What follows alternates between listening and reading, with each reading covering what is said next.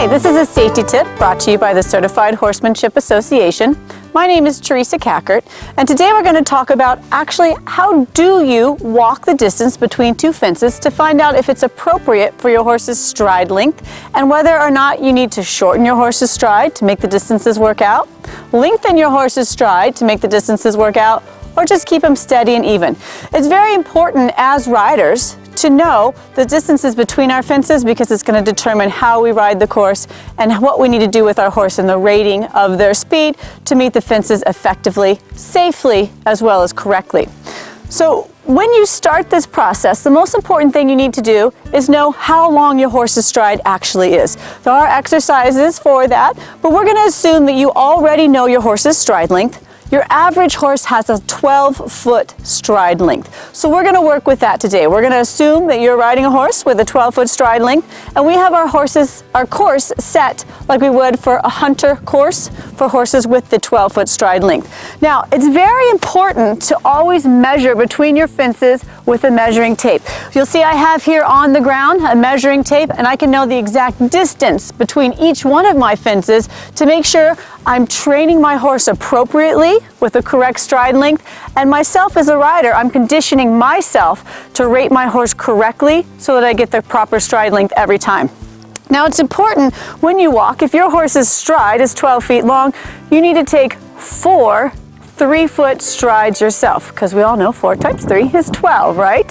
So I'm going to have some students come in here with me, and we're actually going to walk this course and demo for you how you can do this at home. You can practice this on any course that you'd like to, and you could actually even go to some of your local horse shows and practice this either before the classes, after the classes, or while they're setting up, and really get the feel of how this striding and course walking works.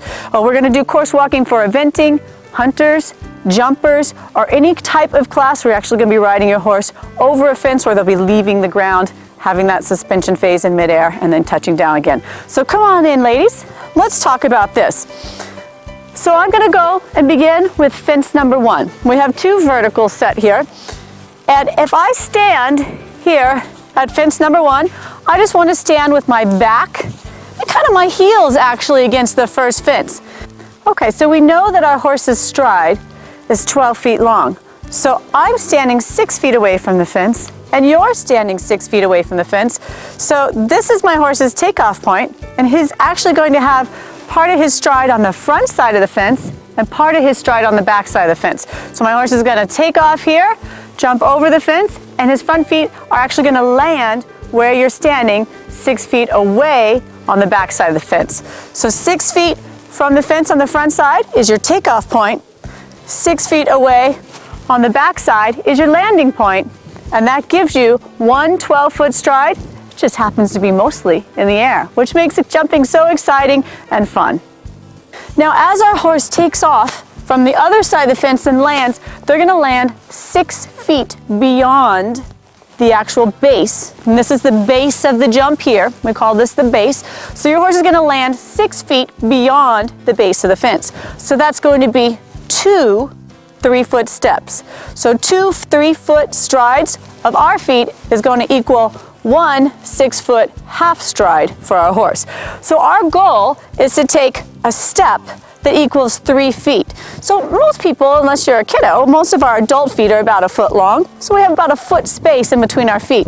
This cone here is set at 6 feet. So I take my first stride, take my second stride, whoop, and I should end up at 6 feet.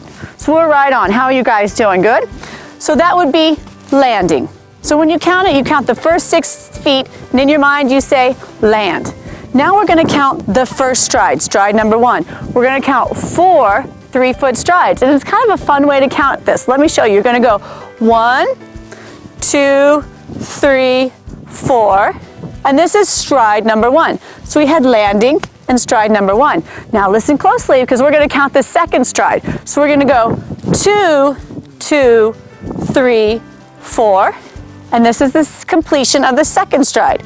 Again, we're going to do that same counting system. We're going to go 3, 2, 3, 4. We end up at the end of our third stride.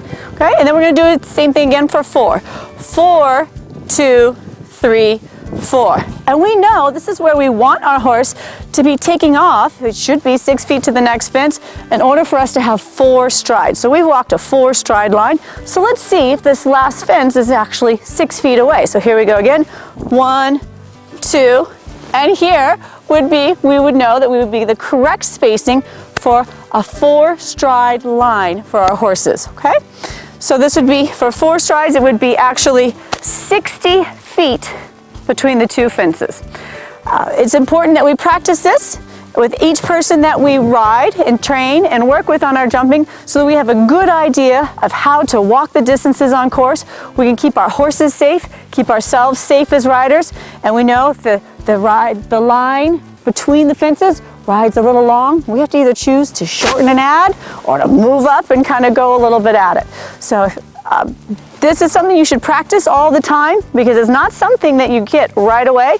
Practice taking that 3-foot step, and if you don't have jumps at home you can practice, you can just get a measuring tape, very similar to this one, so roll it out at 12 feet or 24 feet and practice, 12 feet and practice taking 1 12-foot stride. 24 feet would be 2 12-foot strides.